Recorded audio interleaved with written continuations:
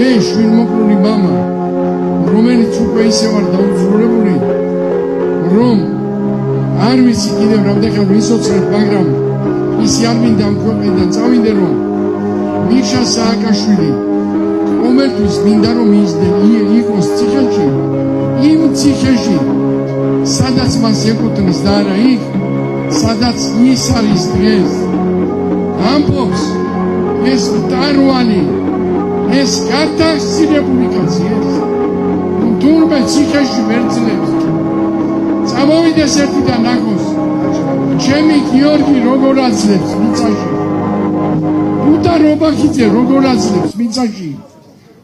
განვანადგურა სააკაშვილმა ერთადერთი შვილი მომიკლა და მასთან ერთად დამარხულია თელი ჩემი ოჯახი. დედა ჩემი, ჩემიდები ვერავინ ვერ ვხარავთ, მას მერე სიცოცხლე დაგვიმთავრდა და ჩემნაირი რამდენია საუბედუროდ იბრძოლებ იმისთვის, რომ ამ ქვეყანაში სააკაშვილისნაირი ბოროტება არასდროს მოვიდეს და ნაციონალური მოძრაობა, რომელიც წარმოადგენს დიდ ბოროტებას და საშინელ მტერს ქვეყნისთვის და ხალხისთვის, ვერასდროს დაბრუნდნენ ხელისუფლებაში. მე აქ ამ წუთას ბატონი იური მასაკაშვილის მაგივრათა ვსაუბრობ, ირინა ქალბატონი ირინა ენუკიძის მაგივრათა ვსაუბრობ.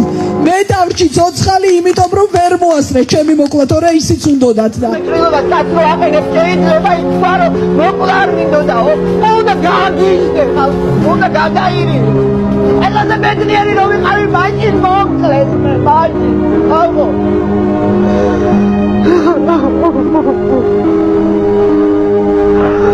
ubedne ყველაფერს რომ მივახცევ, სადოკაცი გამიგება და მაშინ მომკლეს. ეტირება უკვე რომ შეურიგდიო და აპატიო, დედის მაგიცა მე არ ვაპატიებ. ჩემი შვილი აღარ აქვს ცოცხალი. შვილი ხარხო და ვის ტაჩუგრებ და ეთერება. აი ისინი ხანდახან ვიტყვი ხოლმე იმას რომ შვილი მოუკრან, ის ტაჩს დაუკრას და მიეფერება სააკაშვილს. მე შვილი აღარ ამყავს, შვილი. შვილო, შენ დანაშაული არაფერი არ გაქვს, მინ გაგწირა.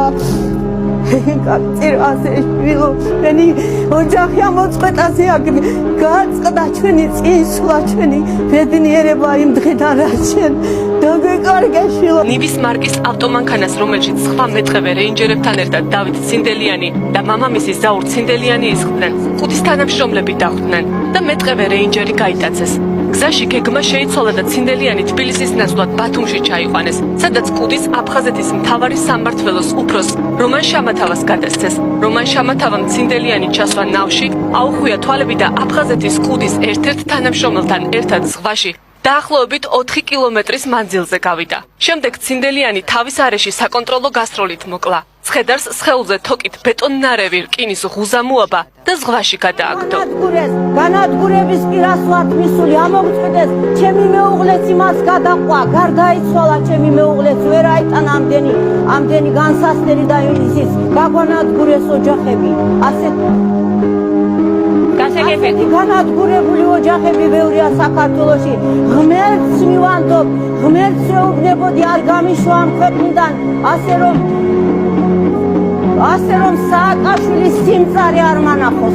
აწამე სტატისტურად თავი 4 ქონდა გაგლეჯილი, ყალი გამოღებული ქონდა, გახსნა ქონდა, მკვდარს დაწვებული გახსნა.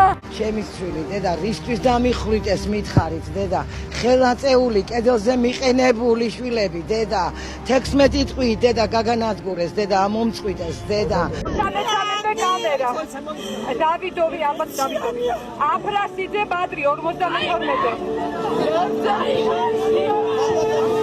ასე ამოიკითხეს მოკლულთა სია და ოჯახის წევრებმა ზუსტად ასე შეიტყვეს, რომ ციხის ბუნტის დროს ჩატარებულ სპეცოპერაციას 7 პატიმარი ემსხვერპლა.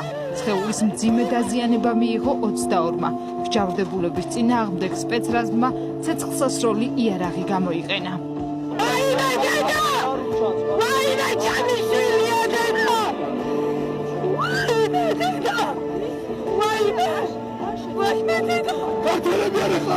ეს არ ვარ და მისწავლია თანამშრომლებს როგონიათ რომ ამათთან რაღაც დილს მიაყ. არა ეს არის ავანტყოფიერია რა ეს არის ამათთან ამარ დააჯვალ თავზე და სანამ დედას არ მოუყნავ ვერ იგებენ ვერაფერს. ეგრე იყო ხალხი ცხოვრობდა ხო?